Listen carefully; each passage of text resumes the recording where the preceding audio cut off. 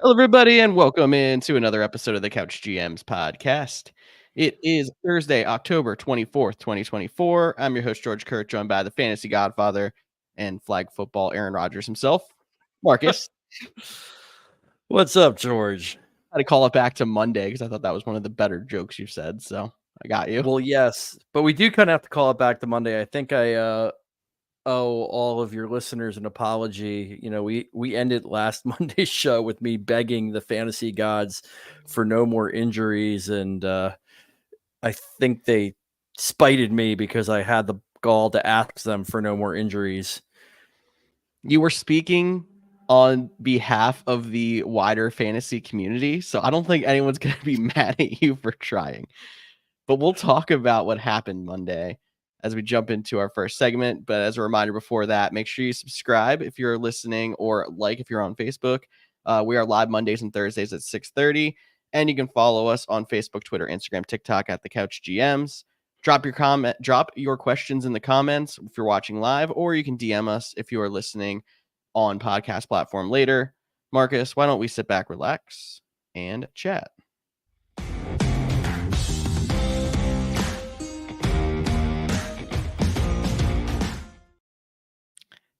All right, you brought up Monday. We were just trying to get through those two games without any injuries. One of them, pretty unscathed. The other one, we simultaneously lost Mike Evans out 3 to 4 weeks with a hamstring injury that was kind of a re-aggravation.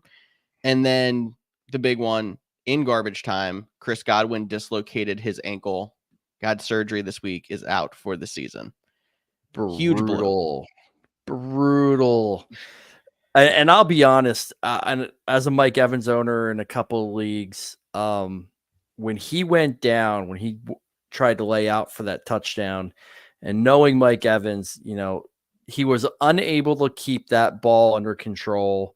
The way he hit, the way he reached back at his leg, I'm happy with 3 to 4 weeks. I thought that was a season ender as well. It did not look good. I thought he tore the hamstring completely. Or something way more severe than just re-aggravating it. So I guess, I'll thank the fantasy gods for that one. But like you said, the Godwin injury, I guess it's debatable. I don't know. I don't know if you have him in at that point in the game. I know you don't ever throw in the towel or wave the white flag, 10 points. But as you were saying, pre-show, they didn't really have a whole lot going in their favor with the new kickoff rules. I think they were out of onside kicks, correct? That's what I thought I heard. I'm a little rule. Yeah. I don't quite understand that one yet, but I'm pretty sure it sounded like you're allowed to have 2 onside kicks in the game, and they were out. Yes. So if you even scored there, you're not going to get the ball back, get the 3. It was over. You have no timeouts left. That look, we can second guess, hindsight's 2020. But brutal for Godwin owners. Really shame for him too, as he's a free agent after this year. Was having a tremendous season, and unfortunately has probably cost himself a lot of money. He's going to have to sign a 1-year prove-it deal, whether it's going back to Tampa Bay if they want to give it one more shot. Depends on how they finish the season, I think. If they find themselves as still considering a contender, or if they need to go through a little bit of a retool or elsewhere. But he's going to be someone to keep an eye out through the offseason, especially because this injury sounds like there's like a very, very outside chance if they get to the Super Bowl, he has a chance to play, because it was a dislocation, not a break, but I really highly doubt it. But there's a harsh reality here that comes out of this too. Like we said, he was on a 1-year deal. The Tampa Bay Buccaneers draft Dylan McMillan. They have Trey Palmer there. Anytime you are out, you are giving somebody else who's typically younger a chance to basically surpass you on the depth chart. Mm-hmm. Yeah, and that's the unfortunate reality of the NFL.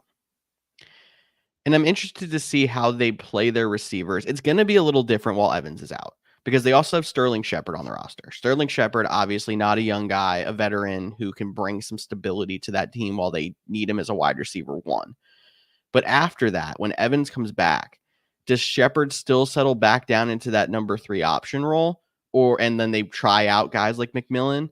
Or do you see them keep trying to go full steam ahead to contend and play Shepard more in that number 2 spot to try to, you know, build that momentum towards a playoff run?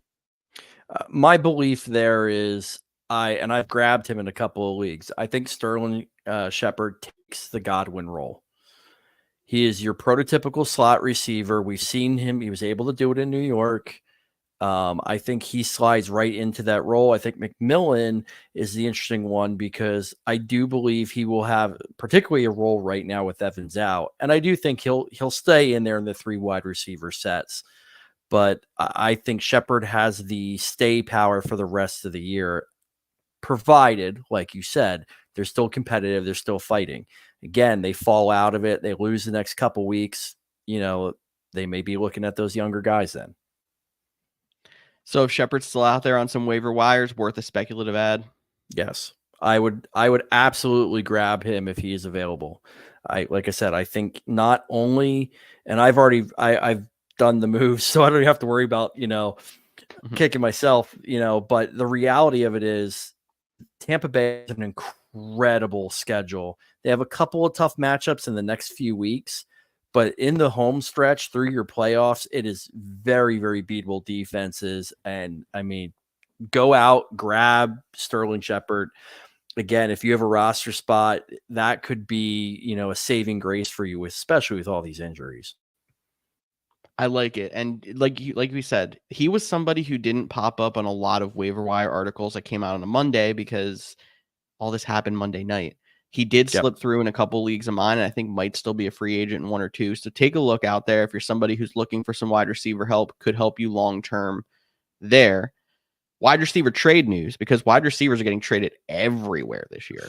Yes. The Chiefs bolstering up their wide receiver room by trading for DeAndre Hopkins. Yeah, they're down 3 receivers to injury now, with Rashee Rice being out for the season. They just put Sky Moore on injured reserve. They're down Hollywood Brown for the season. I think they're down Juju Smith-Schuster as well. So, on top of not having that true number 1, they're down 4 guys. Yeah.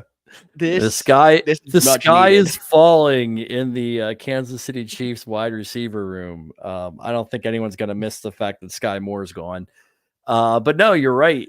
They needed something there. They had to go out and get somebody. And I love this. I really do. I don't know that's this week, but I think it might make old man Hopkins, somewhat fantasy relevant here. Do you think Hopkins still has a little bit of downfield ability left in him? Because I'm worried if he has to work closer to the sticks, that it's more like Kelsey's role kind of clashing with his. Well, you got to remember with DeAndre Hopkins, one, you're not getting prime D-Hop. The days of him playing for Houston are gone. But he never was a big separation guy. He was never a guy that was blowing past cornerbacks and just creating this ridiculous amount of space. What he's always been good at is using his body, using his size to basically box out the defender. And he has an incredible catch radius. He high points the ball. It's great. I don't know that you're ever going to see the incredible stat line from him. I'm not expecting him to become a wide receiver 1 or a wide receiver 2. This isn't a 10 target a week guy with 8 catches. But what you will get is another option down in the red zone and, kind of a move the sticks type guy. A really good comparison. I was talking to a friend of mine today who, going back to the Washington Redskins, when they were the original Washington team, the real Washington team. He reminds me a lot of Art Monk. Art Monk is a very underappreciated in the history books player, but tons of catches every year, super reliable, and would move the sticks. We kind of lost that in the running gun, high scoring NFL. Is that guy that just, matriculates the ball down the field. And actually, if you look at it, that's what the Kansas City Chiefs are this year. They don't have big plays. They don't have these crazy splash plays. They're working the ball down the field. They're running the ball. It's short yardage. and just first down, first down, first down, first down. I think D-Hop really plays it into that perfectly. And let's be honest, this might be the best quarterback he has played with since prime Deshaun Watson. Yeah, I like how you specified prime Deshaun Watson, because there's a big difference between that and last week before he got injured, Deshaun Watson. But no, that is kind of a lost art in the NFL. And there's only two guys in recent memory I could think of that played similarly to, just eating up a lot of catches, moving the ball down the field. One's Michael Thomas, who's probably fairly similar to him in build. And then the other one is good old PPR monster Jarvis Landry. Yeah. Jarvis Landry gets 10 catches for 90 yards every game. It was like, I don't understand how he doesn't get any yards, but he catches the ball every single time. He was a PPR guy. It's funny that you just brought up Michael Thomas's name, because Michael Thomas is a free agent sitting out there. So it just goes to show you, a guy who at one point in time might have been the best wide receiver in the NFL. Injuries and I'll put it out there. Injuries and attitude really, I think, just has buried him. A year when you have so many injuries. We're going to talk about it a little bit later when we get to San Francisco. Years when there is no one, absolute no names, having to play wide receiver on teams because of injuries. And this guy, as far as I know, isn't even getting phone calls. Exactly. So it makes you wonder if maybe his injuries have piled up, or if people don't want the locker room cancer. There's something about it. One of those two things, I think, is definitely the reasoning. Is a team going to get desperate as we get later in the season and just bite the bullet and do it? Still possible. We don't know. Yeah. Why don't we continue the talk about Hopkins by talking about his former team and get into our week 8 preview, talking about the early window, Titans at Lions. Struggling Titans team does not get an easy one here. No, they don't. And you have a red hot offensive team and on the road nonetheless.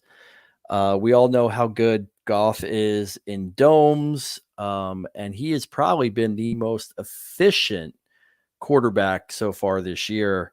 Unfortunately, I'm not want to take anything away from the Titans defense, despite the fact they seem to be having a fire sale there right now. But I think they're walking into a buzzsaw. I think the Lions are rolling. I think Dan Campbell is starting to get that team up and going. And I don't want to quote, our OG couch GM Tyler, but he said on Monday, Titans can't beat anyone. Well, I don't know that this is the game for them to prove otherwise. It's really not. And yeah, if the Titans have anything going for them, they have a decent defense. That's at least middle of the pack. But they are starting to sell off some pieces on defense, as well as DeAndre Hopkins. So they're not in a mindset to go out and win this game. And the only way that they have a chance is if the Lions call this a trap game. I'm really not sure who they play next week, but that would be the only situation I could see it happening. The tricky thing with the Lions is, especially going up against a defense like the Titans, the Titans can take certain aspects away from you. But the problem with the Lions is, well, what are you taking away? There's too many things. Correct. You take away, the sun god, Amon-Ra St. Brown, okay, well, then you can go to Sam Laporta. If you take away the passing game, you have an absolute, not to coin the old phrase from the Giants, but a thunder and lightning pairing in running backs, with Gibbs and Montgomery, who miraculously is off the injury report now. But it's just they come at you from so many different angles, and it's that defense. I won't say it's a shutdown defense, but it's a very opportunistic defense. Mm-hmm. And I think if that, let's face it, the Titans don't necessarily play mistake-free football on offense. I just think there's just going to be too much there for them to change their fortunes in week 8. Agreed. So I think we're all on board of play all your Lions and play Tony Pollard, and that's about it. Next game, Jets at Patriots. Part of me wants to call this Tank Bowl. The other part of me is like, is this the Jets get right game? And then the third thing is Aaron Rodgers pops up on the injury report with multiple leg injuries. Yeah. So this should be the Jets get right game, which is why I originally put this on Should our be. rundown for you. And then hearing that Aaron Rodgers might be out, I don't know what to think of this game anymore. I can't imagine Aaron Rodgers is out. I think he's on the injury report. You got to remember, in this day and age with the injury designations, this could just be a Veterans Day of rest, so to speak. I mean, the guy is pushing his walker out there on the field. He's going to be sore every week. So pick the injury you want. Next week it could be an elbow, whatever. Yeah, no, there will never be a shortage of me ripping on Aaron Rodgers for pushing father time. But I will say the one thing about this game, I do believe without a doubt, if you're a betting person, I'm putting money on the anytime touchdown scorer this week between Rodgers and Devontae Adams. The fact that it didn't happen in week one, it absolutely happens. I am fully confident in that there's a touchdown there that happens. But here's the other thing to talk about. You said, is it the tank bowl? I don't think it's a tank bowl. This should be the spot where the Jets decide to start to make the push that they're making all these trades for. The Patriots are the team that's, circling the drain, so to speak. But what if they lose this game? Because the Jets secondary right now is absolutely garbage.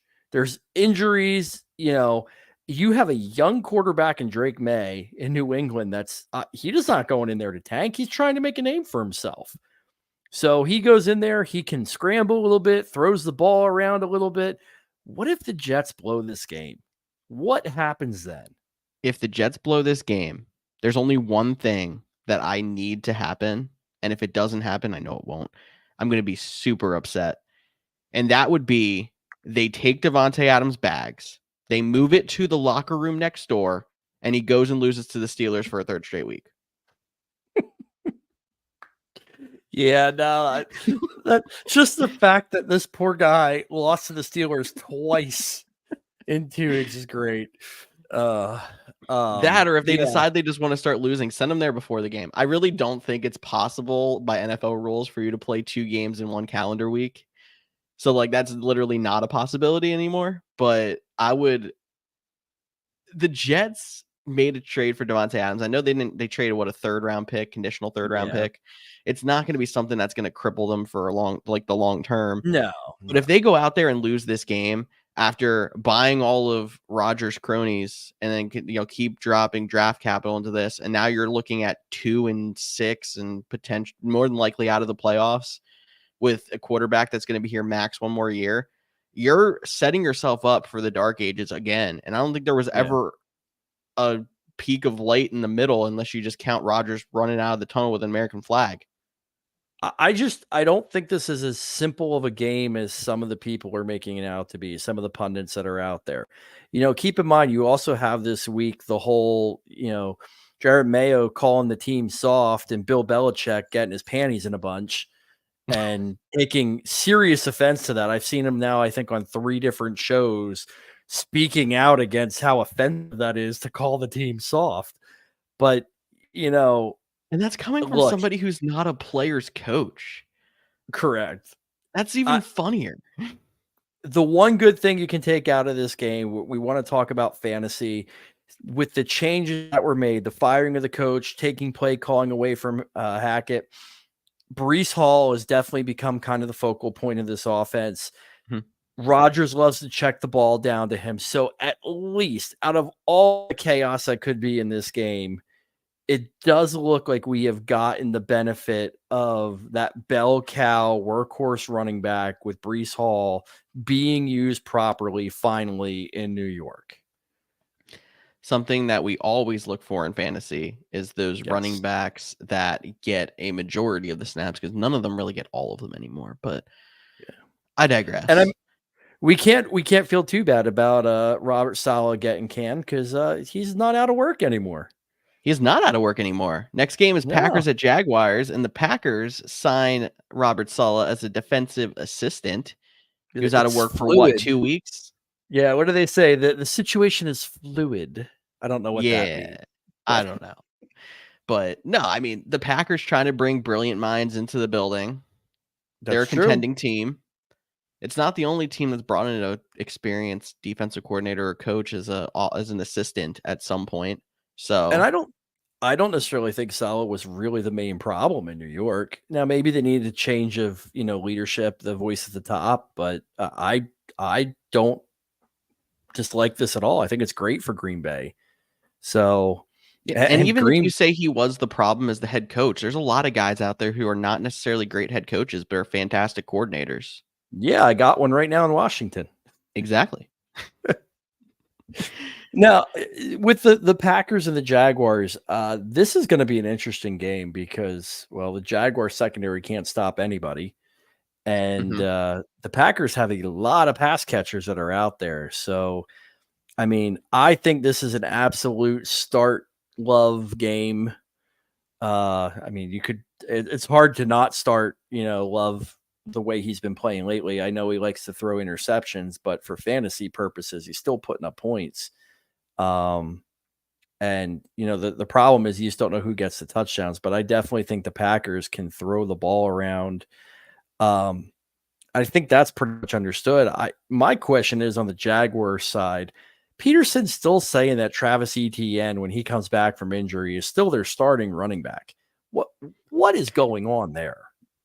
I think I heard this week, and it's a good way to put it. I don't care who is starting on paper. I care about what the snap percentages are, who's getting both the carries in what situations.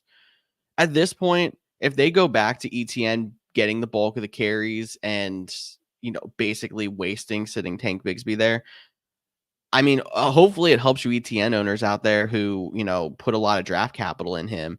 But the Yeah, best thing for the Jaguars would be to play Tank Bigsby on early downs and play Travis Etienne in 2-minute and passing situations. Because Tank Bigsby has correct. proven that he is exactly what his name says, a tank. He is not going to get stopped at the goal line. He's going to get you positive gains on first and second down, help you move the ball, which obviously this offense needs. Trevor Lawrence in the passing game isn't doing it. They have such an opportunity here to have, as much as I hate it for fantasy owners, a solid split backfield. And it sounds like Doug Peterson just refuses to do it at this point, which is even funnier because I saw so many of his teams in Philadelphia that they would not commit to a bell cow running back. Yeah. And no matter how good that running back was, he was still splitting in situational. Well, I don't think you can commit to a bell cow running back here because Tank Bigsby definitely can't catch the ball out of the backfield, not fluidly at an NFL level. Yep. But the interesting thing in regards to the whole difference, I know the NFL is biased. I know he won't qualify for it. And we all know at this point in time that Aaron Rodgers will be the NFL comeback player of the year. Gag me. But in my opinion, Tank Bigsby's the comeback player of the year. Yeah. That guy, he couldn't do a damn thing right last year. If he touched the ball, he fumbled it. If he was in there for a blocking assignment, it was a penalty. He looked completely lost. And if you would have told me at this point, by midseason this year, Tank Bigsby's out of the NFL, I wouldn't even batted an eye at it. Here's a guy that all of a sudden looks like one of the most dominant running backs in the NFL, has completely turned his, career path around and is exactly who the Jaguars drafted and what they wanted out of him. So use him. He should be the first and second down running back 90% of the time. Exactly. And we're going to see how they use it when they bring this back. But the thing that stinks is the way that they should use them. It's either going to be a situation like it is in Detroit, where both of them are fantasy relevant and both of them are solid, or they're going to end up splitting so much that they're going to both be irrelevant. And I would think Bigsby would get the edge because of goal line work. And I think we're kind of trending more towards the second because this offense just isn't explosive enough or efficient enough to sustain those two running backs, at least at this time. I agree. Yeah. But you want to talk about some explosive offenses? There's a game I on would this love to talk calendar about this those week offenses. that could see a lot of points scored, and it involves your team, Mr. Kurth. Yes, it does. Eagles Bengals, is that what we're talking about here? That's what we're talking about. This one, I couldn't even really pinpoint one single thing to talk about because I think it's going to be a test for the Eagles defense, who beginning of the season really struggled, has looked fantastic over the last 2 weeks, have more sacks than points allowed, but they were against the Browns and the Giants. And then you're looking at the Bengals, who obviously started horrible, but in the last few weeks have started to get it together. It's kind of what we expected to happen after they were missing Chase through camp and missing Higgins to injury for a bit. They're starting to get it together. They always start slow as well. This game, if you get both teams at their best, could be potential game of the year. Two teams that are pushing back towards the top 5 in each of their conference. But if we get ugly versions of these two teams, it's going to be disgusting. Well, you said about potential game of the year. I think, at the beginning of the year when you make the NFL schedule and you start to look at, and everybody does it, the schedule comes out, you look to circle games on the calendar.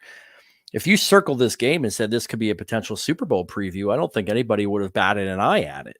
No. Both these teams have the rosters to be dominant really on both sides of the ball. Now, the Bengals are really beat up, especially in the trenches, and you can definitely run on Cincinnati. I think Saquon Barkley has to be the focal point here. But that doesn't mean that the Eagles receivers don't have a decent day. And I think you're going to have that because I don't expect this to be a ground and pound type of game. I expect there to be a hell of a lot of points. If there's any area where Philly is susceptible right now, or still, we just haven't seen it completely proven, is still in the secondary, although their secondary definitely seems to be coming to life, especially with these rookies in Cooper DeJean and Quinyon Mitchell. Yep. Yeah. So, I mean, this has all the makings for being a points bonanza.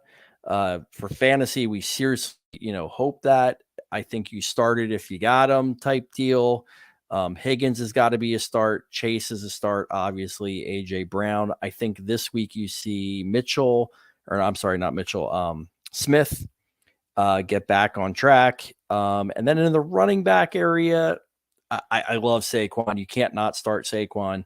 I don't know necessarily that I'm putting a whole lot of stock into the Cincinnati running backs. I think Philly and the coaching staff there finally has those big boys in the trench doing what they're supposed to be doing, which is clogging lanes. I think in the early part of the season, they were getting out of position. They were doing too much, and they were losing their position or gap responsibility. And that's how they were getting gashed a little bit. And I don't think Cincinnati has running backs that are really capable of exploiting them. As much as Chase Brown, I think, is better than Zach Moss at this point, he's still probably not good enough to stop the Eagles defense at their best or gash the Eagles defense at their best. So I'm with you on that one. One interesting note about the Eagles, and maybe it's more for in the future than this game, especially for calling this a potential shootout. There's going to be points to go around. The Eagles are going to have to throw the ball a little bit. The Eagles have kind of been hinting at like moving towards more of a run first DNA on their offense. Obviously, great for Saquon Barkley. Okay, AJ Brown's still fine. Where my question comes in is, are there going to be as many opportunities for Devontae Smith, especially once Dallas Goedert comes back?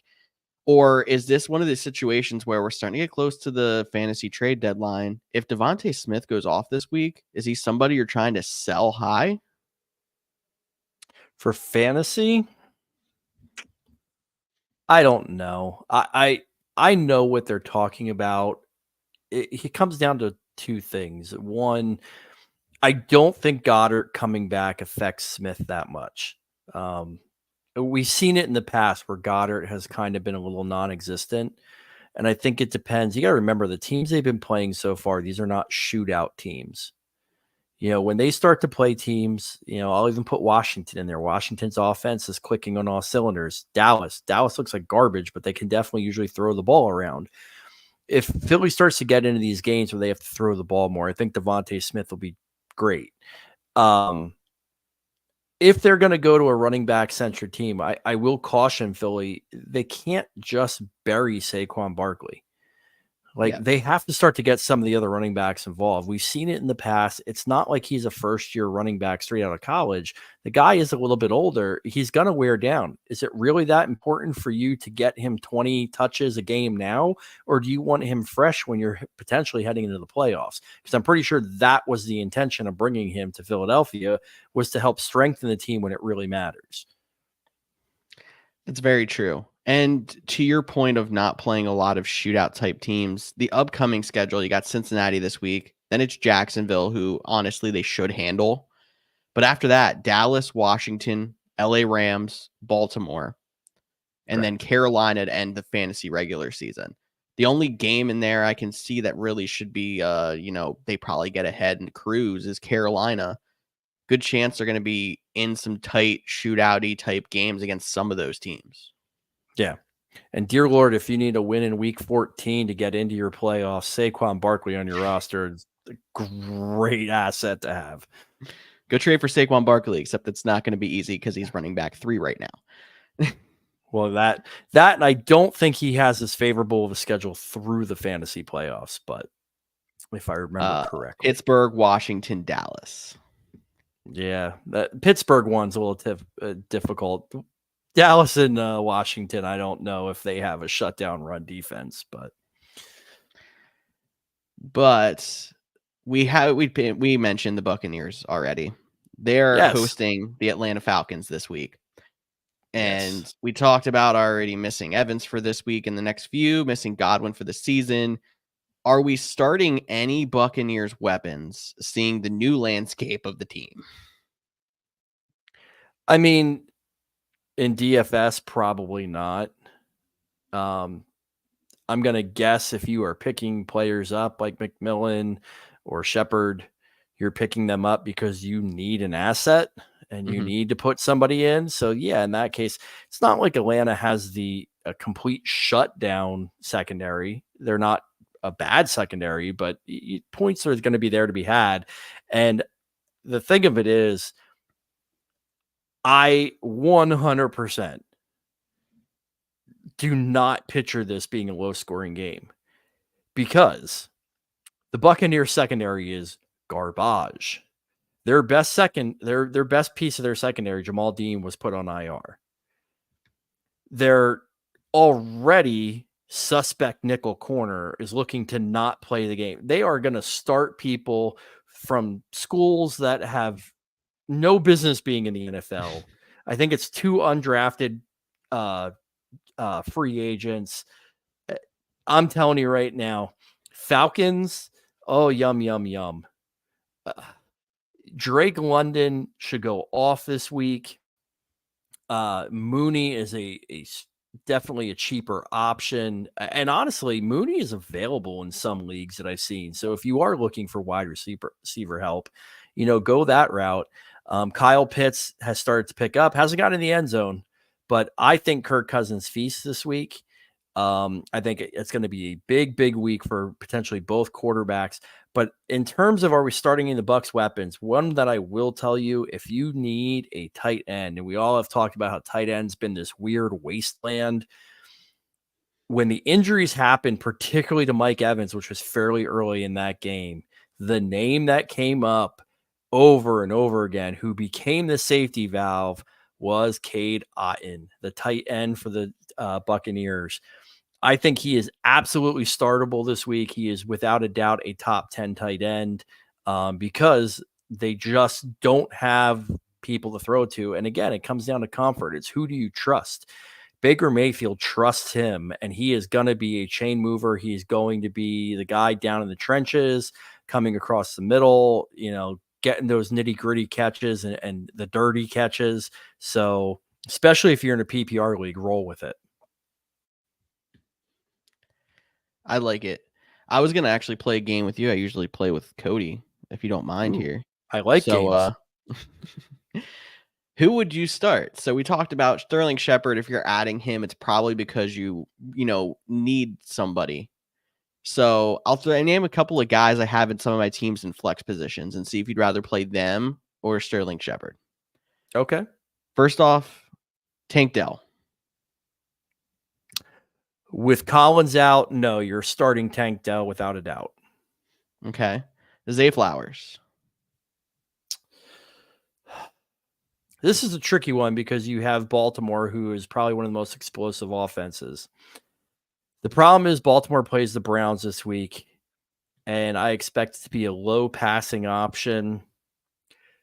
For this week, because you don't know what you're going to get, I think I would stay with Flowers, but it's close. I've got Deebo Samuel as a questionable in a league, and two of my options to replace him are DJ Moore and Deontay Johnson. What do you think of those two? Or Sterling Shepard? So I would go DJ Moore first, followed by Sterling Shepard, and then Deontay Johnson. I don't want to give away our future topics, but Mr. Dalton has been sent back into hunting retirement. The rifle has been put on the shelf, and that drastically affects the weapons in Carolina, which is a shame because he made some players viable there, and I don't know that you can depend on them anymore. I agree with that, but we'll get to that one later. And then this one, I don't actually have the situation, but I'm going to use it as a transition. Jalen Waddle. I'm going Waddle, especially Waddle. now. And I'm going Waddle because hopefully you can make it through the game, but Mr. Tua is back this week. Mr. Tua is back this week in our next game. If you didn't get the gist of what I was going for there, it's Cardinals at Dolphins. Tua was a limited participant Wednesday. They expect him to go full Thursday or Friday. I didn't see if the Thursday injury report came out before we went live here. But he just needs to clear those steps of concussion protocol, which seems like it's not a problem. The only reason he hasn't gone through them is because he's been on injured reserve. Correct. So there seems to be a little bit of there's differing opinions here in the fantasy community. Some people seem very cautious to go right back out there and jump everything in on maybe not Tyreek Hill, because Tyreek Hill obviously is your number one weapon, but Jalen Waddle and I would say Raheem Mostert, a chance probably in your lineups regardless. So maybe this revolves more around Waddle and Mostert, but with Tua back, are you all back in on I'm going to start all my assets in Miami that I would have started to start the season?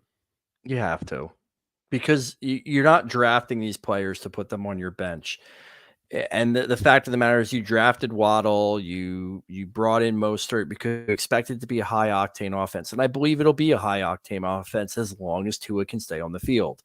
I can't believe, and I'm stunned. We already had conversations regarding whether or not he should be back, but the fact that he's refusing to wear a Guardian cap, I think is baffling. And I understand that he's going to be more cautious and so forth. So you don't control every movement that goes on in that field. So that's my biggest concern. All it takes is one linebacker to come in at the wrong angle or two. I see it all the time, and I get frustrated because there's flags that are thrown.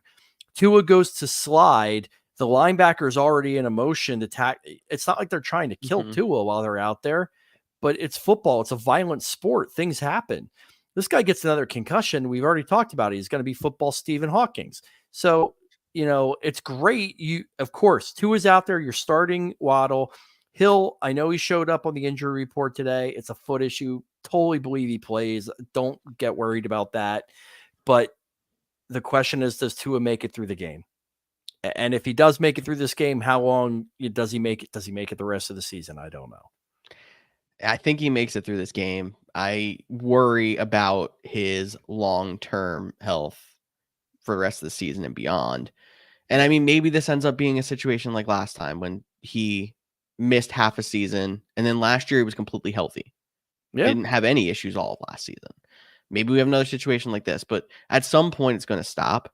And knowing that he has this concussion history, this isn't like another player where it's like they get a concussion, they're out for a week or two, like most of the time it is, and then they're fine. Yeah. No, like it's highly volatile because if Tua gets a concussion, he's out for the rest of the season in all likelihood.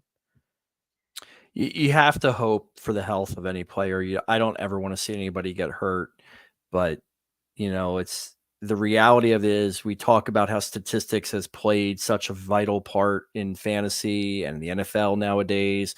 You look at the numbers. Like I said, it's a violent game. This stuff happens. You have bodies hitting other bodies. These athletes are stronger, they're bigger, they're faster than they ever were before. It's not a question to me of when, or a question of if, it's a question of when. Yes. So we'll see if he can stay on the field, and maybe if these weapons go off, you'd think about making a trade just to protect yourself. But if that comes back and hurts you in the fantasy playoffs, that's a tough one. But there's not really any way to know. Correct.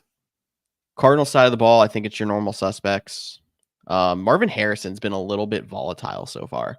I think it's just kind of like he's a medium to deep threat in this offense, and it shows when the Cardinals offense isn't clicking that he can just throw up a dud.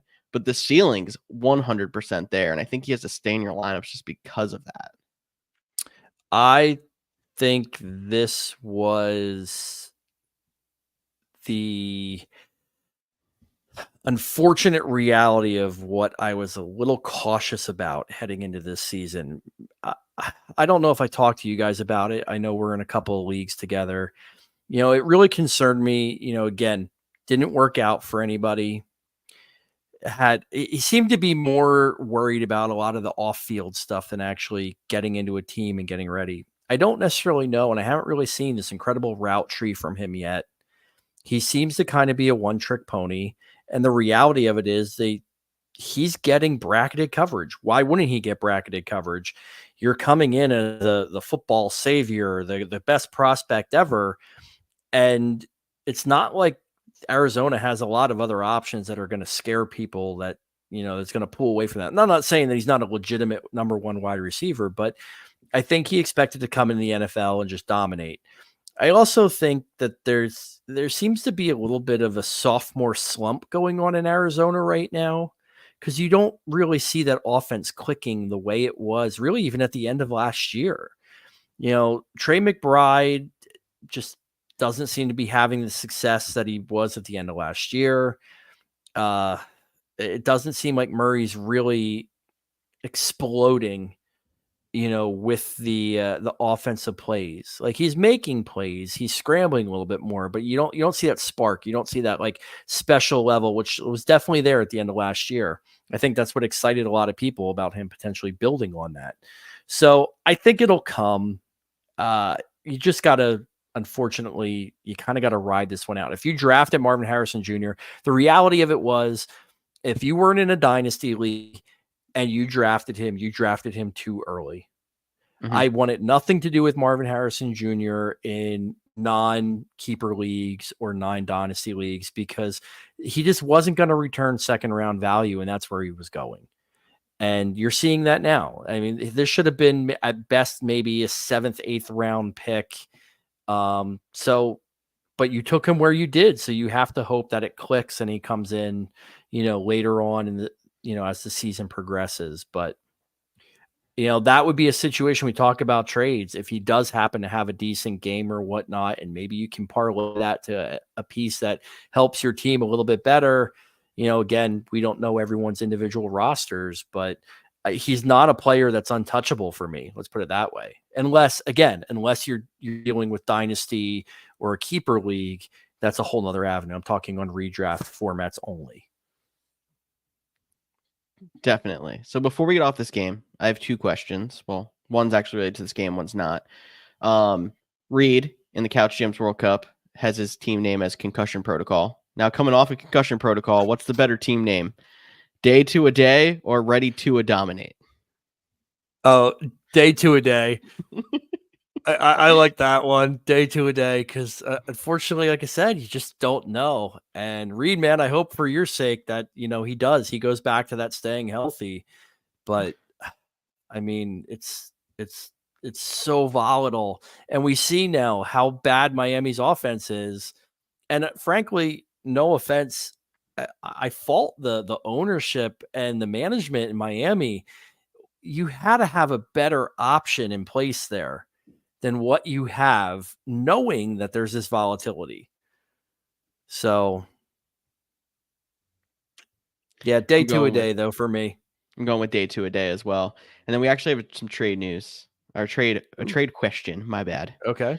All right, so it looks like we are in. Let me try to redraft Superflex. The trade is Mahomes plus Brees or Kyron Williams for Jaden Daniels, Tony Pollard, and Malik Neighbors.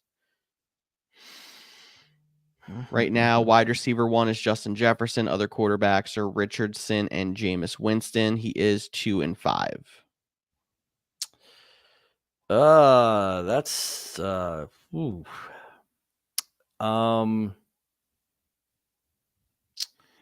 I would that's so I'll tell you right now, I have a league where I have Mahomes and Jaden Daniels. It's a dynasty, and Mahomes has not sniffed the starting lineup for me. So I like Jaden Daniels over Mahomes. I think that's absolutely a bonus for you. I love the Neighbors pickup. I mean, that's a big hit to lose Brees or Kyron for Pollard, but I don't hate Pollard there. I think I would probably go Brees here, believe it or not. I think there's options in New York where you have Allen behind him. There is the possibility of other weapons that are going to come along. Kyron is that offense, regardless if Cooper Kupp is there or not. He's gonna get touchdowns. So if you're gonna make this deal, I do think you're making out. I would do Mahomes and Brees if I'm gonna make this deal for Daniels, Pollard, and Neighbors. I would also do Brees instead of Kyron, because even if they trade away Stafford, which I've heard is a possibility, your offense is even more so running through Kyron. Correct. So I think Kyron's got value long term for sure. Brees, with that Jets offense, like we said it, Brees is starting to turn a corner, we think, but I never know what to think there. I would be happier with Kyron with a backup quarterback if Stafford ends up getting traded at the deadline, as opposed to Brees with whoever the backup quarterback is for Rodgers, should anything happen there. So trade Mahomes and Brees. I like the Neighbors pickup. I like the Daniels pickup, and Pollard will at least give you somebody else you can put in a flexor in your lineup if you need it. Yep. All right, moving on to 2 more games in the early window. Ravens at Browns is the next one. I mean, we talked about this potentially being a little bit of a more run, less pass game for the Ravens. So it's a little bit of a sketchy situation for Zay Flowers, but if you have to play him, you just hope he gets that touchdown. And then I think I am personally ready to say that Mark Andrews is back. I think if you have Ravens players, you have to start them if you have them. The offense is too explosive. Correct. It goes for Bateman. It goes for Flowers. It goes for Likely. It goes for Andrews. It goes absolutely for Derrick Henry and Lamar Jackson. I think that's a no-brainer. Does that mean that you're not going to get some fantasy duds? Yeah, you probably where it might be a little maddening at times, but at any given point, any of those Ravens players not named Lamar Jackson or Derrick Henry, the 2 wide receivers, the 2 tight ends could go off and make or break your week. I mean, it's possible that you see any of those players with 10 receptions, 100 yards, and 2 touchdowns like that. Because like you said, they are that explosive. So, I mean, I think the Ravens side of it's pretty straightforward. I agree with you, George. I think Mark Andrews is back to, potentially being an every week starter for you, unless somehow you were blessed and have a multitude of tight ends. Yes, Cody, I would start Andrews over Cole Kmet. Go back to your boat. Yes. Yeah, at this point, I would definitely. And actually, for this week, I absolutely would, because if there is a one thing on Washington's defense is we have been able to contain tight ends. So that's not where we've been getting beaten up. For those listening on podcast platform and weren't watching, Cody is on vacation, as you know, Marcus joining me, but he was trying to be smart and see if I would actually start Andrews over Cole Kmet, just to give a little more context for anyone that's not watching. But on the other side of this game, the Browns, I said we talked about rooting for injuries, and we would never do that but with Watson out, Jameis has been named the starter. does, are we in on any Browns other than maybe other Chubb. than the running backs? Yeah, Yeah. Chubb. Yeah. I mean, I guess I if you think only it's go just Chubb, I guess Chubb. it's I only don't Chubb think. at this point. Yeah. Yeah, no, Ford's out of this in my opinion. Chubb, I mean, it was just a little bit of a slow start, but I mean, he got a touchdown. And you hope that he, gets his legs under him as he keeps going here. Jerry I don't. Jeudy, somebody I'm keeping an eye on. I'm not adding him yet or anything, but like I want to Yeah. see if some consistent quarterback play can get him a little something. But David Njoku is back in my lineup. Yeah, I agree. I think other than Njoku, it's all wait and see kind of approach. At least Winston will definitely throw the ball around, so there will be options. I just don't know how effective it'll be. So I hold if you're Browns owners unless you got Chubb, which leaves us with one more game for the early window. Yes, it does. Colts and Texans. So speaking of quarterback changes and how it affects weapons, where are we at on Colts wide receivers now that Anthony Richardson's back? Because I'll tell you what, it was ugly again coming off the injury last week. So we're right back to square one. I'm glad I don't have any of them. I am mad as a Michael Pittman owner. But even like Yeah. there's been people out there, I've gotten trade offers trying to jump Josh Downs. That's a smart move if you have Josh Downs. Try to get value out of him. I'm not buying. Maybe someone else will. I don't know. I mean, I get if you're the Colts, you're not going to bench Anthony Richardson. We said that he they should. It might be better for him, but they're not going to. Unfortunately, it does affect the weapons across the board there. The one good news in Indianapolis is Taylor is back this week, so you should have the dynamic running game. Hopefully maybe that helps open things up a little bit. But I just Richardson is so volatile with his throws right now. I don't know if you can depend on anyone there.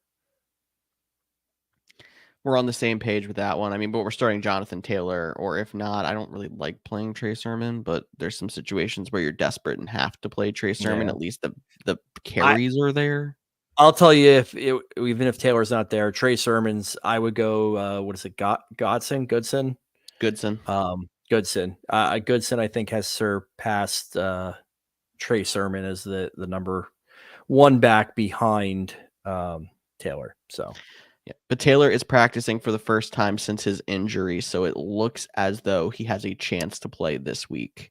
He was actually taken off the injury report today, George. So I do believe he is slated to start. He no longer has an injury designation. So yeah, he will be back this week. Very good news for owners of Jonathan Taylor like myself. Texan side of the ball. Now, this might have been a bit of like an anomaly last week because they threw for like 89 yards total, if I'm not mistaken. But I think this is a very easy get right game for Stroud, for the wide receivers there, for Mixon, running the ball. I expect to see good offensive numbers out of the Texans this week. So we're playing Diggs and we're playing Tank Dell, and we think it's going to be fine. Yeah, I do that without any second guessing, without any hesitation. All right, that's cool. Move us into the late window. Saints at Chargers. The Saints still have nobody. Boring. The Chargers still just run the ball, and I mean, they don't do that well all the time either, but at least J.K. Dobbins gets you something. Not a whole lot for me to want to talk about here. Anything for you to add on before we move in? I mean, I think your two valuable options in this game are your two running backs. It's J.K. Dobbins, it's Kamara. If Kamara is out, then you go to Kendra Miller. But I mean, beyond that, I don't know if Taysom Hill's back.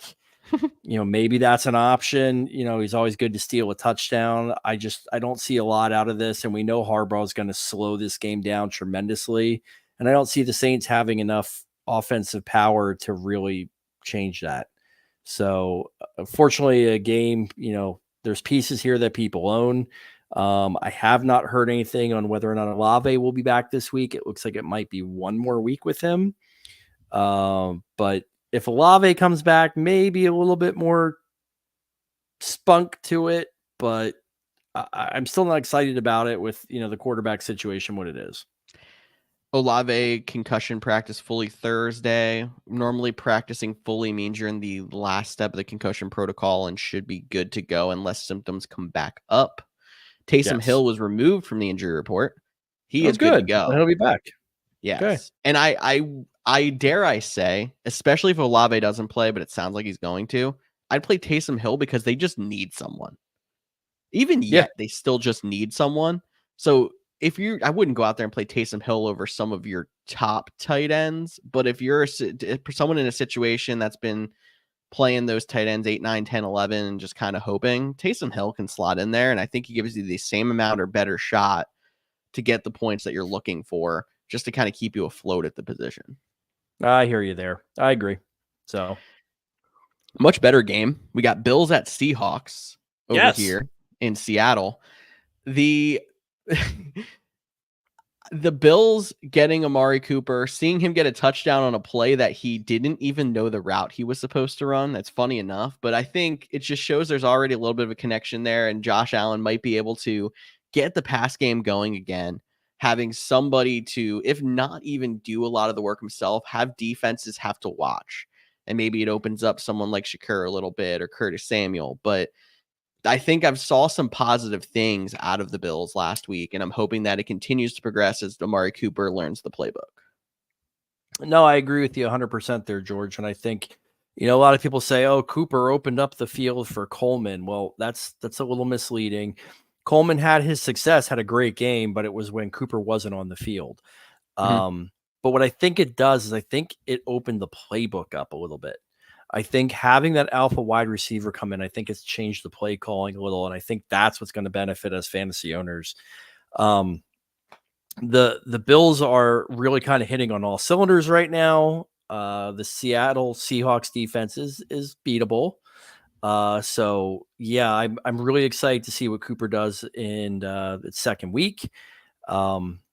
The big thing there is Shakir, probably his best week so far for a guy who's been really steady. He's not going to be a world beater, but when you're looking for a wide receiver 3 or a flex, he's a very safe option, especially going through bye weeks and things like that. So good things, definitely better times ahead here for the Bills, it looks like. In regards to the Seahawks, well, the big question is, DK Metcalf's knee. Yes.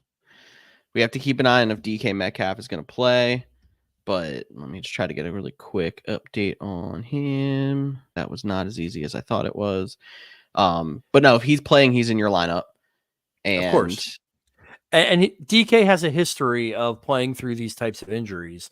There was rumor that he said he could have come back in and played last week, and they kind of held him out.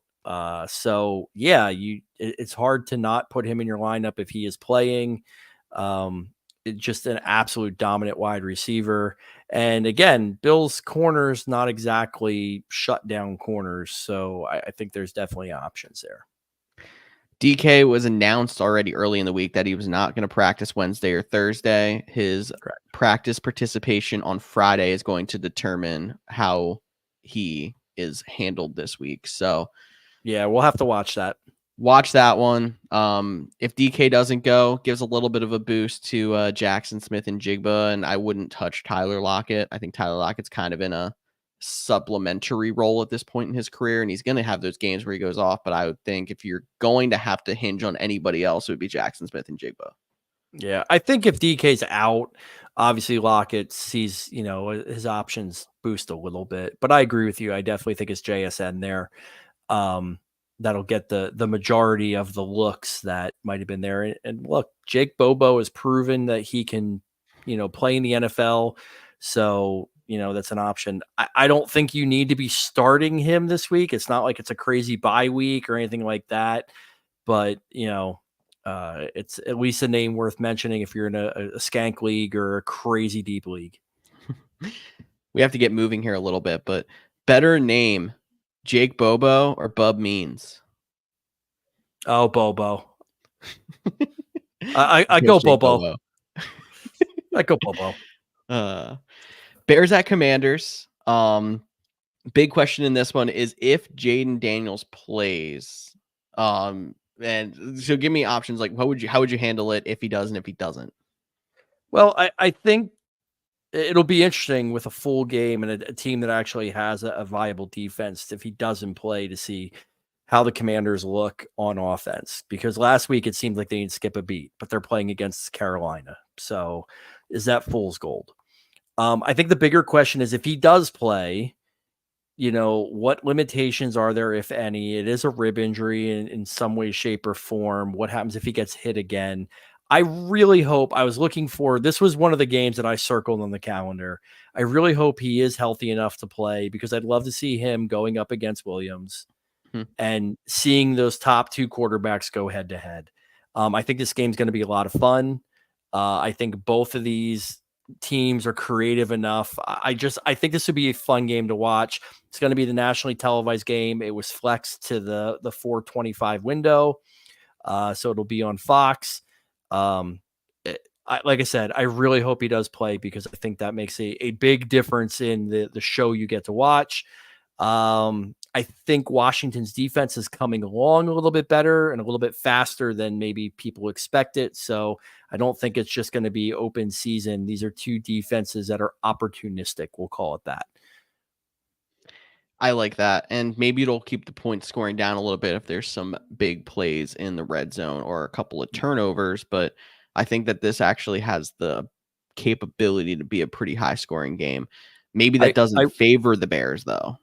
Yeah, I will say this again. I brought up, I believe it was on Monday. If Mariota is starting again, Zach Ertz then moves up into my actual top 6. He's probably 6 or 7 on my tight end list, because that is 100%. You saw it last week when he came in. It is Mariota's safety blanket. He will be peppered with targets if Mariota is starting. And then Bear side, my biggest question on the Bear side is this DeAndre Swift run like sustainable?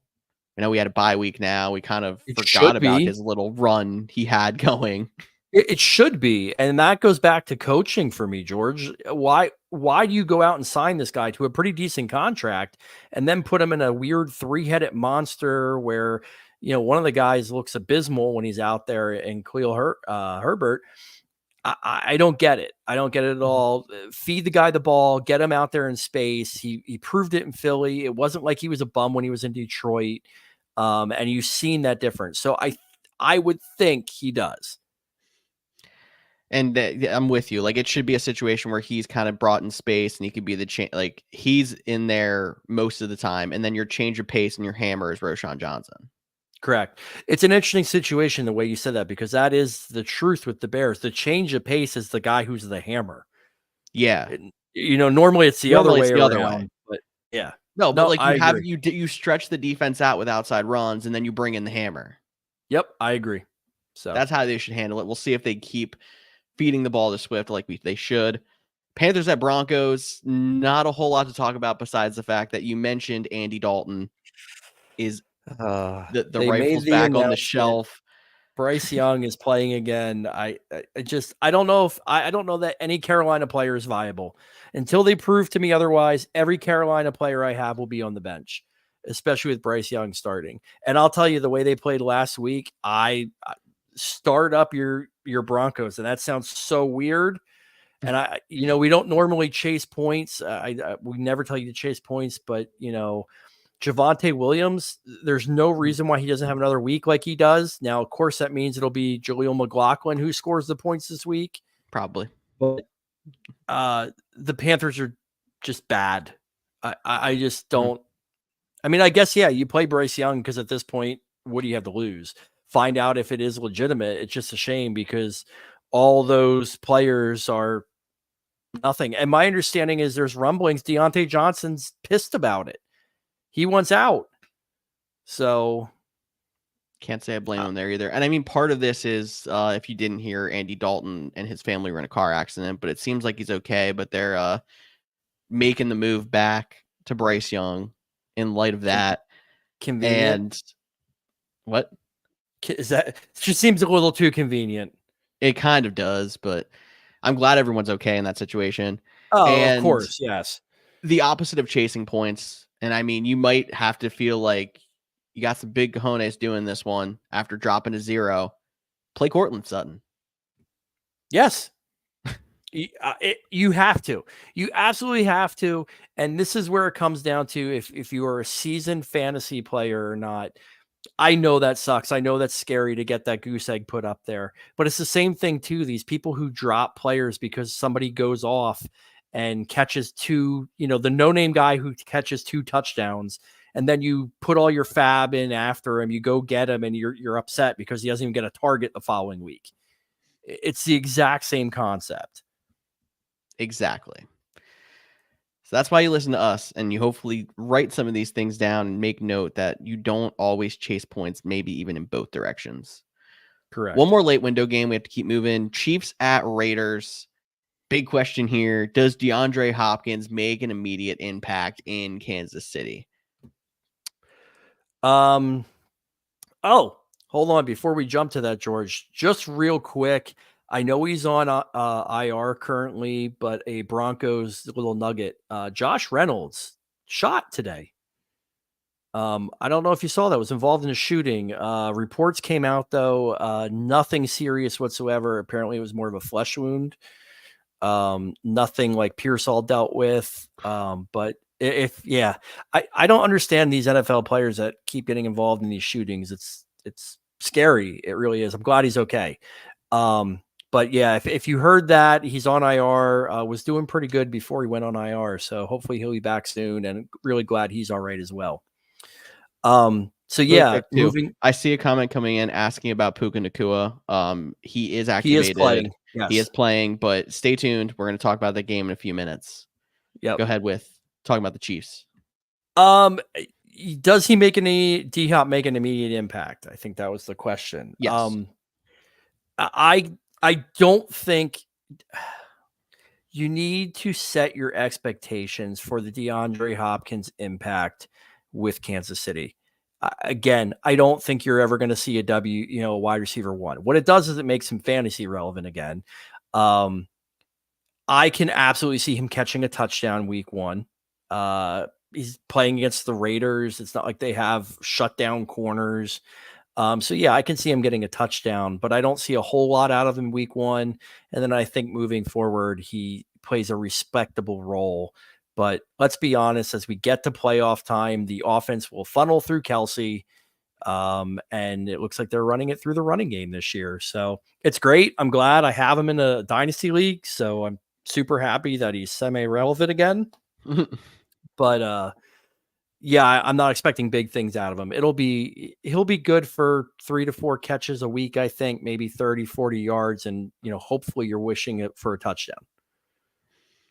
Bye week fill, if you need it, is what we're hoping for. Until he proves us otherwise. Until he proves us otherwise. Sunday Night Football, Cowboys at the 49ers.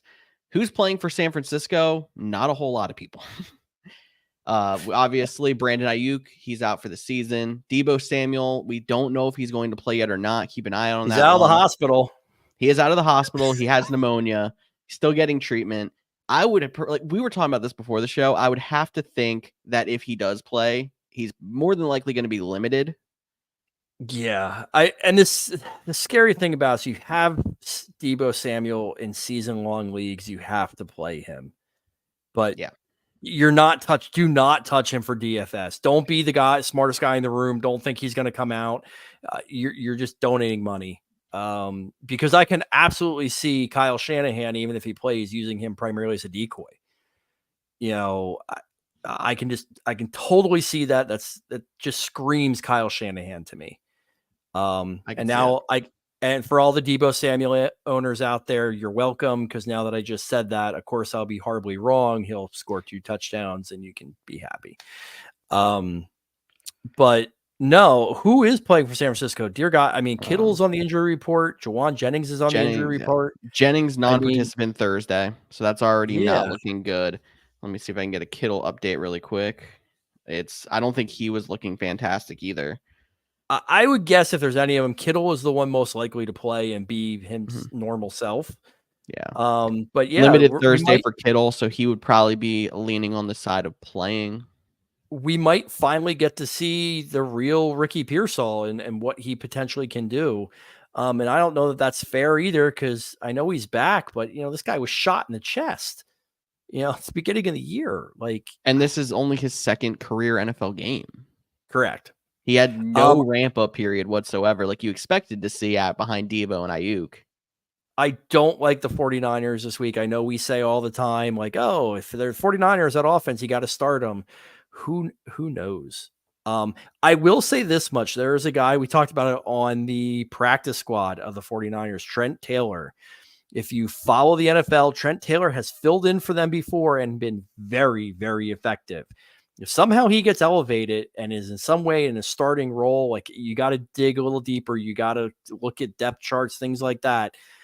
I would not be surprised to see him have a very predominant role in that offense if he's playing. I could see it. Maybe a DFS sneaky play if you're looking for something like that. Cheap.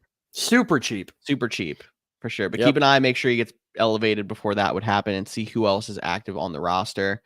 The Monday night games, Giants at Steelers, we'll obviously talk about that one more on Monday. I don't think there's any real big news to hit on that one to talk about today. Don't start Giants. Don't start Giants, but that's kind of Pittsburgh defense is Neighbors. Scary. Honestly, I don't know that Neighbors is an absolute start there. You saw what Philly did to the Giants last week. And I'm sorry, although Philly's defense is coming around, Pittsburgh's defense is far superior to theirs right now. That's fair. This could be a shutout. It would not surprise me in any shape or form if this is a shutout. It's in Pittsburgh, and I can just see the Pittsburgh Steelers literally grinding that offense to a halt. I don't know that Daniel Jones even survives the game. TJ Watt may either knock him out of the game or knock him out for performance. And it might end up being the Drew Lock show. So maybe that's better for Neighbors, but we don't know. We're going to have to find out if another quarterback change can affect more offenses. I don't think you've been here for one of these yet, but why don't we go ahead and spend Tyler's money? Sure. Cha-ching.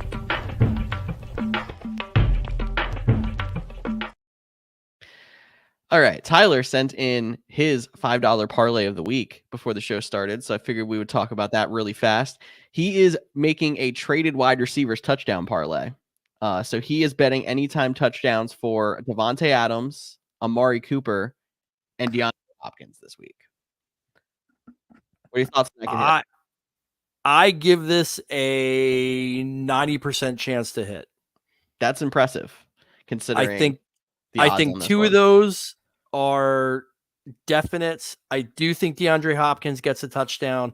Like I said, it might be the only thing he does in the game, but I think Patrick Mahomes, he'll at least have targets in the end zone. And Devontae Adams, I think that's a lock. I honestly think the most volatile part of this might be Amari Cooper. And not because he doesn't have a good game, he just might not end up in the end zone. Josh Allen, if it gets down close, it's possible for him to just QB sneak it in. You have Dalton Kincaid there. I think that's the trickiest part to this, but I mean, I like that bet. I really do. That's $5 to win a nice 69.32. So we'll see if Tyler can hit that one. And if anyone out there trails and wins, let us know. One more thing to get to. Let's preview an interesting Thursday Night Football.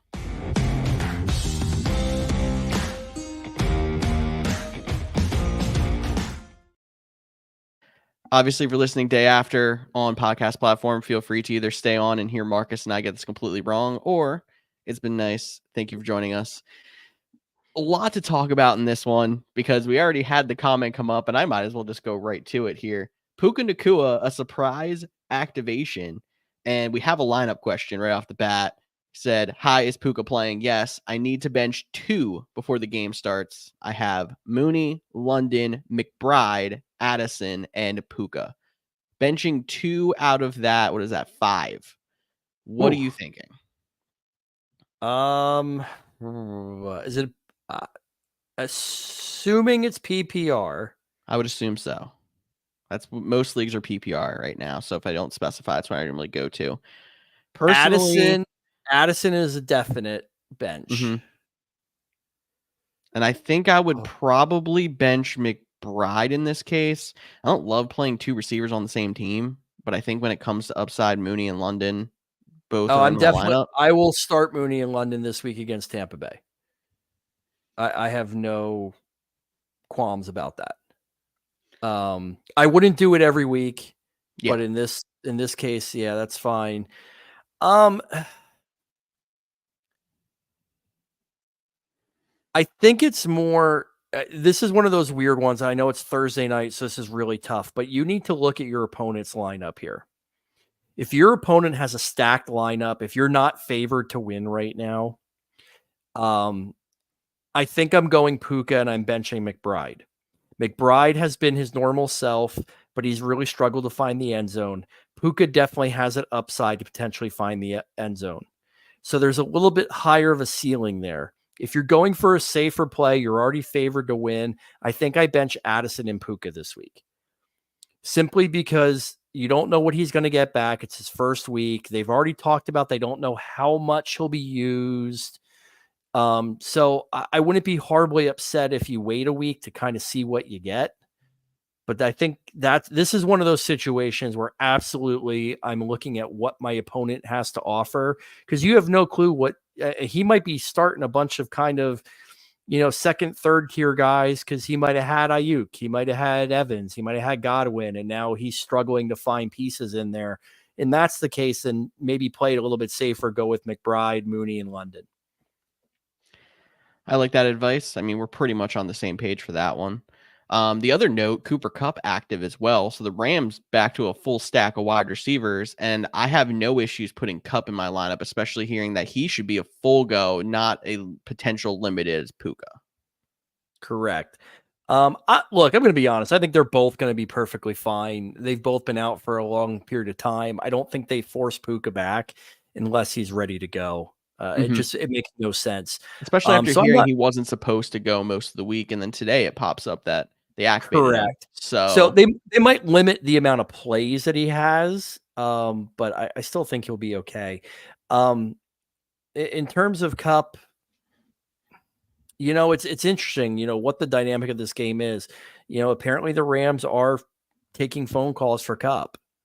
So, is Cup going to get peppered tonight with targets? Are they going to try and focus on him in order to push the price up, the asking price up? I don't know. What I will tell you though is if you are a Cup owner and he does get traded off of a great game tonight, trade him, move on from him, because you are not going to get the same Cooper Kupp in most places. I can't think. George, can you think of another location that he could go that he is going to get peppered with targets, unless Kansas City pulls this crazy trade out and they go get him too? I'm just trying to think of contending teams that would trade for Puka and he would get peppered with targets.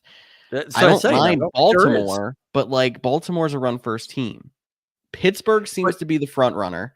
And with George Pickens there, even with Russell Wilson being more willing to throw the ball than Justin Fields was, I don't think you're going to get the same upside. Yeah. You're not going to see 12 targets a game. No. Washington. Would he get 12 targets a game in Washington? No, not at all. Terry McLaurin will, and that'll be the funny thing there. Terry McLaurin will still be the number one option there. Yeah. So I could see him getting 5-6 targets a game, maybe. That's what I'm saying. Tampa. So, I don't know. And that's an interesting one. That absolutely is a very interesting concept right now. Do you, if you're Tampa, who looks to be great, you also keep in mind Baker Mayfield had a little bit of chemistry with they played. That's fair. They played together. Yep. It was more the Puka show at the end of last year when he was there, but you're right. There was something. Correct. 2 years ago. He was in Tampa. Oh, yeah, you're right. Never mind. That was, but you're right. I mixed up the years. Yeah, you're right. But I mean, I do think they got 1 or 2 games in there, so maybe that's a landing spot. All I'm saying is pay attention to where he goes, because right now he is 100% the focal point of the Rams passing game. And that will not be the case in probably 95% of the other teams that he would go to, especially contending teams.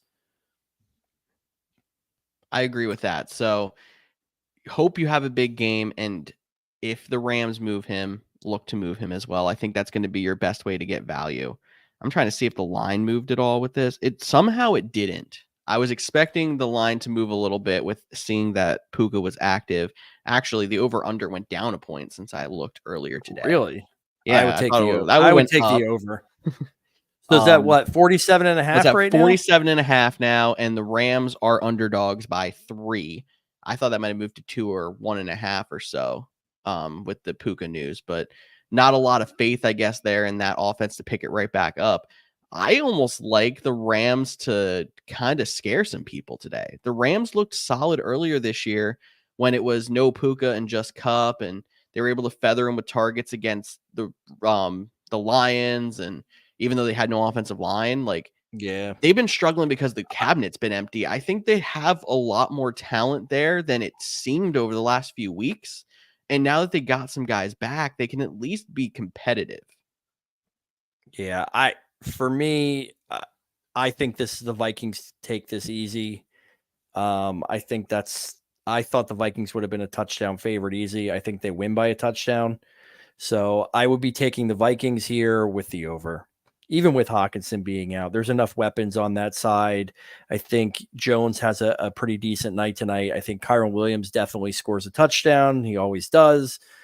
You can bet your receiving prop bets. I'll tell you right now, the Minnesota Vikings, they play tough on the outside. Their nickel corner can be beat. That's going to be Cooper Kupp. That's going to be Puka Nacua at times. So I definitely think you're going to see points scored in this game, but I don't think the Rams have enough to beat them. I'm probably just being a little bullish because I'm seeing some of my favorite fantasy targets coming back, but I'll agree with you. Vikings got this one. And I would also take the over. Note on Hawkinson before we get out of here that he is out this week. He is near the end of his 21-day practice window. I believe he has to be activated sometime during this weekend or the beginning of next week. So he might still go one more game without playing, but he's going to be moved to the active roster soon. Correct. Yeah, they said, I believe the report today that I saw was they are activating him, but he will not be playing tonight. So expect him back. They believe he will be back next week. All right, Marcus, we went way over here this time, but thank you for coming on. It was a great conversation.